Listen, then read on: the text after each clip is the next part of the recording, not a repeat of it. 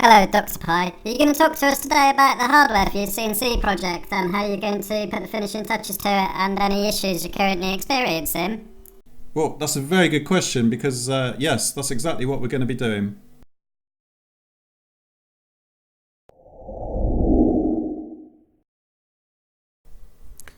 So, you can see I've got a couple of parcels arrived from RS Components. I live in the UK, so for those of you familiar with RS, good source of components, electrical and hardware. You can see I'm about to open some cutting oil, which you will see in a minute. I've taken the bold decision to drill some holes in the T8 thread block rather than my aluminium 3D printer plate, which is going to be the bed for the CNC machine. I didn't want to drill holes in the bed because that's what's going to be giving me the accuracy of the overall the bed and keeping it square so that I don't get any binding or anything. Right, cutting compound, handle and a 4mm tap which fits into the handle. Obviously I've got to drill some holes first. Can't just tap into the metal straight off. So that'll be going into the garage, having some high accuracy drilling performed on it, and yeah, it will be tapped and hopefully it will fit my foot. Oh look, it worked. Next, tidy up the cabling. Just beginning this today, so I need some cable clips and I need to thread the Adafruit motor through, so I need to disconnect that, blah blah blah, you know, you get the idea. I had to use slightly larger braiding than I really wanted to, but that's because of the white connectors on the end. They were about 12mm wide, something like that, so I had to feed them through. But yeah, it tidies it up nicely. I do actually need to melt the ends of it because they get frayed. That is also recommended. It's not just me bodging it or liking playing with fire and matches and melting stuff, although I have to admit I do. You can't be a good burn up. There you can see the two holes that I tapped, and yeah, very neat afterwards. So the bed should be very, very true without any binding, because once I've attached the side rails, that will be the rails and the threaded bar will all be parallel. Back to the plan. Spindle motor, I've been informed there's up to a month's delay on that, so I've cancelled that one. Yeah, we'll discuss that in a minute.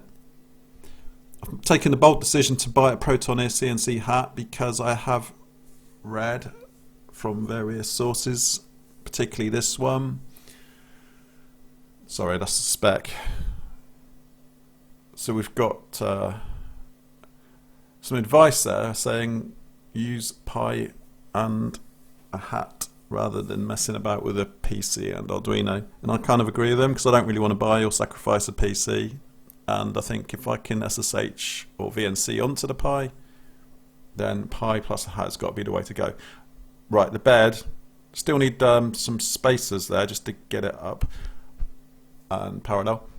Threaded inserts, I'm going to be using those to attach the rails because I don't want to have to use nuts on the underside of the overall assembly, because then it wouldn't sit flush, and then potentially over time the plywood could bend, or if I've got nuts sticking out the bottom, you know, nobody wants nuts sticking out the bottom, could scratch your work surface if you were, for instance, to set up your machine on your dining table. Back to the engraver.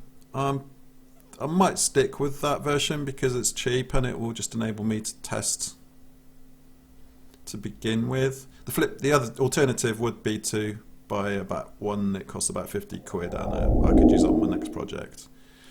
So yeah, just a quick video today showing you some little bits and pieces I've been working on, but really next I'll be waiting for the Protoneer HAT, and I can just remove the Adafruit HAT and connect in my 3 motors to the Protoneer CNC HAT, and then I can get some software going with UGS Universal G-Code Sender and or bCNC, and we can start moving the motors around then, even though I've not got the spindle motor. So yeah, I hope it's been interesting, giving you a few ideas. A lot of the things that I've been doing, I've been changing my mind as I've been going along, and that was the whole point of this first project, because I realised there was going to be quite a steep learning curve. So these aren't really tutorial videos as such, it's just passing on ideas.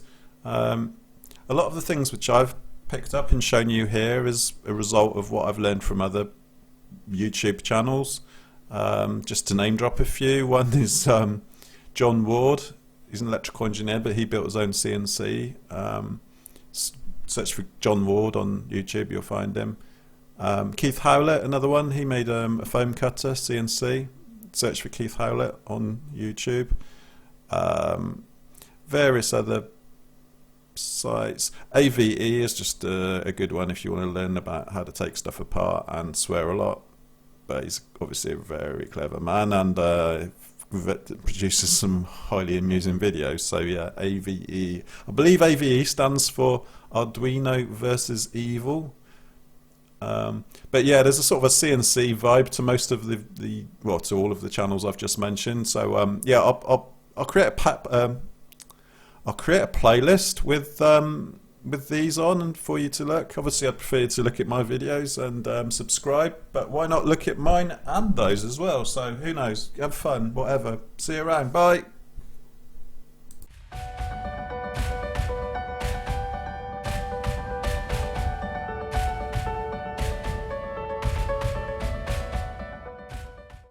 Don't forget to subscribe, and if you do forget, try and remember not to forget. Thanks, bye!